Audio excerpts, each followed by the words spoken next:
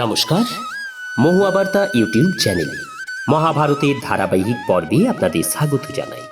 আজকের পর্ব পাণ্ডবদের বারণাবতে যাবার নির্দেশ। চ্যানেলে যারা নতুন তাদের অনুরোধ জানাবো চ্যানেলটি সাবস্ক্রাইব করে মহাভারতের ধারাবাহিক পর্বগুলি শ্রবণ করুন। আসুন আজকের পর্ব শুরু করি। পাণ্ডবদের বারণাবতে যাবার নির্দেশ। বৈশম্পায়ন বললেন, জন্মেজয়, দুর্যোধন দেখলেন যে ভীমের শক্তি অসীম এবং অর্জুনের অস্ত্রজ্ঞান এবং অভ্যাসও সে অত্যন্ত কুশল। ফলে তার হৃদয়ে আগুন জ্বলতে থাকল। তিনি কর্ণ এবং শকুনির সঙ্গে পরামর্শ করে তাদের মারবার নানা উপায় স্থির করলেও পাণ্ডবেরা প্রতিবারই বেঁচে যেতেন।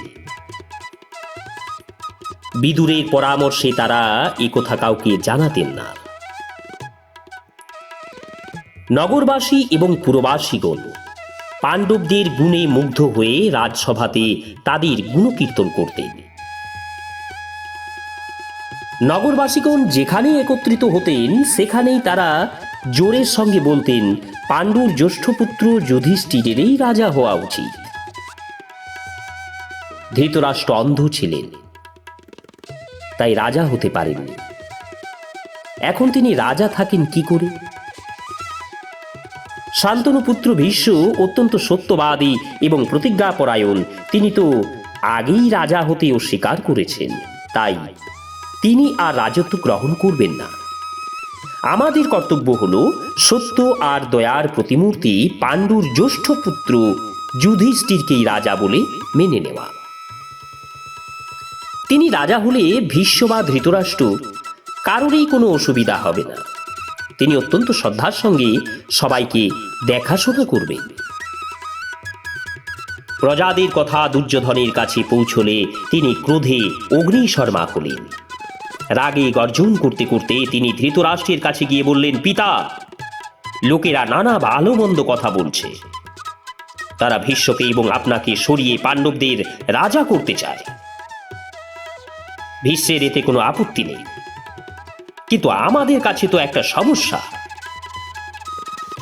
প্রথমেই ভুলবশত অন্ধত্বের জন্য আপনি রাজ্য গ্রহণে অস্বীকার করায় পাণ্ডুকে রাজা বলে স্বীকার করে নেওয়া হয়েছিল। এখন যুধিষ্ঠির যদি রাজা হয় তাহলে তার বংশ পরম্পরাতেই রাজ্য চলতে থাকবে। আমরা এবং আমাদের সন্তানেরা অপরের আশ্রিত হয়ে নরক সমান কষ্ট ভোগ করতে থাকব। আপনি এর একটা উপায় করুন। প্রথমেই যদি আপনি রাজা হতেন তাহলে এসব ভাবনা হতো না। এখন কি করা যায় সেটা আপনি ভাবুন। ধৃতরাষ্ট্র পুত্র দুর্যোধনের কথা এবং কণিকের পরামর্শ শুনে দ্বিধাগ্রস্ত হলেন। দুর্যোধন কর্ণ, শকুনি এবং দুঃশাসনের সঙ্গে পরামর্শ করে ধৃতরাষ্ট্রের কাছে গিয়ে বললেন, পিতা, আপনি কোনো একটা উপযুক্ত উপায় ভেবে পাণ্ডবদের বারণাবতে পাঠান। ধৃতরাষ্ট্র অত্যন্ত চিন্তায় পড়ে গেলেন। ধৃতরাষ্ট্র বললেন, পুত্র, আমার ভাই পাণ্ডু অত্যন্ত ধর্মাত্মা ছিলেন। সকলের সঙ্গে এবং বিশেষ করে আমার সঙ্গে তার ব্যবহার অত্যন্ত সুন্দর ছিল। তার নিজের খাওয়া পড়ার কোনো চাহিদা ছিল না, সবকিছু আমাকে বলতেন এবং আমার এই রাজ্য বলে মনে করতেন। তার পুত্র যুধিষ্ঠিরও তেমনই ধর্মাত্মা, গুণবান, যশস্বী এবং বংশের অনুরূপ। আমরা জোর করে কিভাবে বংশ পরম্পরা ভাবে তাদের রাজ্যচ্যুত করব পুত্র? তাছাড়া অনেক বড় বড় লোক তাদের পৃষ্ঠপোষক। পাণ্ডু ও মন্ত্রী, সেনা এবং সকলকে খুব ভালোভাবে ভরণ পোষণ করেছেন। সমস্ত নগরবাসীও যুধিষ্ঠিরের প্রতি প্রসন্ন। তারা বিক্ষুব্ধ হয়ে আমাদের আক্রমণ করে যদি মেরে ফেলে তাহলে কি হবে? দুর্যোধন বললেন, পিতা, এই অনাগত বিরোধের কথা ভেবেই আমি আগে থেকেই অর্থ এবং সম্মান নিয়ে প্রজাদের সন্তুষ্ট করেছি। তারা প্রধানত আমাদেরই সাহায্য করবেন। মন্ত্রীগণ এবং রাজকোষ আমাদেরই অধীন। এখন যদি আমরা বিনীতভাবে পাণ্ডবদের বারণাবতে পাঠাই তাহলে রাজ্যকে আমরা সম্পূর্ণভাবে করায়ত্ত করতে পারব। তারপরে যখন তারা ফিরে আসবে তখন আর কিছুই করতে পারবে না। ধৃতরাষ্ট্র বললেন, পুত্র, আমিও তো তাই চাই, কিন্তু এই পাপ কাজ আমি কি করে করব? ভীষ্ম, দ্রোণ, কৃপাচার্য এবং বিদুরের এতে সম্মতি নেই। তাদের কৌরব এবং পাণ্ডবদের ওপর সমান ভালোবাসা, এই বৈষম্য তাদের পছন্দ হবে না। আমি এরূপ করলে আমার উপর ওরা এবং পুরবাসী সকলেই ক্ষুব্ধ হবে। দুর্যোধন বললেন, পিতা, ভীষ্ম তো নিরপেক্ষ, অশ্বত্থামা আমাদের দিকে, তাই দ্রোণ এর বিরুদ্ধতা করবেন না। কৃপাচার্য তার বোন, ভগিনীপতি এবং ভাগিনীর বিপক্ষে কিভাবে যাবে? একলা বিদুর, তিনি যতই পাণ্ডবদের পক্ষে থাকুন, একা কি করবেন? অতএব আপনি অত্যধিক ভাবনা চিন্তা না করে কুন্তী এবং পাণ্ডবদের বারণাবতে পাঠিয়ে দিন, তবেই আমি শান্তি পাব। এই কথা বলে দুর্যোধন প্রজাদের সন্তুষ্ট করতে লাগলেন।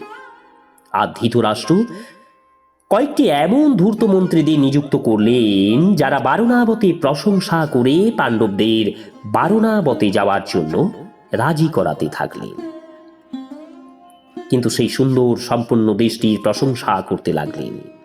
কেউ আবার সেখানকার মেলার বর্ণনা করতে লাগলেন। এইভাবে বারণাবত নগরের প্রশংসা শুনে শুনে শুনে শুনে পাণ্ডবদের মনে কিছু কিছু কৌতূহল জন্মালো। সুযোগ দেখে ধৃতরাষ্ট্র একদিন তাদের বললেন, প্রিয় পুত্রগণ, লোকে বারণাবতীর খুব প্রশংসা করছে। তোমরা যদি সেখানে বেড়াতে যেতে চাও তাহলে ঘুরে আসতে পারো। এখন ওখানে খুব বড় একটি মেলা বসেছে। তোমরা যদি যাও, ব্রাহ্মণ এবং গরিবদের দুহাতে দান করো, তেজস্বী দেবতাদের মতো বেরিয়ে এসো। যুধিষ্ঠির ধৃতরাষ্ট্রের চালাকি অতি সহজেই বুঝে গেলেন। তিনি নিজেকে অসহায় দেখে বললেন, যেমন আপনার ইচ্ছা, আমাদের আর কিসের আপত্তি। তিনি কুরুবংশের বাহলিক, ভীষ্ম, সোমদত্ত প্রমুখ বৃদ্ধ বৃদ্ধাগণ, দ্রোণাচার্য এবং তপস্বী ব্রাহ্মণগণ এবং গান্ধারী প্রমুখ মাতৃস্থানীয়াদের বিনীতভাবে বললেন, আমরা রাজা ধৃতরাষ্ট্রের নির্দেশে সঙ্গীদের নিয়ে বারণাবতে যাচ্ছি। আপনারা প্রসন্ন চিত্তে আমাদের আশীর্বাদ করুন, যেন সেখানে কোনো পাপ আমাদের স্পর্শ না করে। সকলে বললেন, সর্বত্র আপনাদের কল্যাণ হোক, কারো দ্বারা যেন কোনো অনিষ্ট না হয়, আপনাদের মঙ্গল হোক। নমস্কার, আজ এই পর্যন্তই। পরবর্তী পর্বে বারণাবতে যদুগৃহ তৈরি করে রাখা এবং পাণ্ডবদের যাত্রা এবং বিদুরের গোপন উপদেশ, এই পর্ব নিয়ে আসবো। চ্যানেলে যারা নতুন তাদের অনুরোধ জানাবো, চ্যানেলটি সাবস্ক্রাইব করে মহাভারতের ধারাবাহিক পর্বগুলি শ্রবণ করুন। সবাই সুস্থ এবং ভালো থাকুন। নমস্কার, ধন্যবাদ।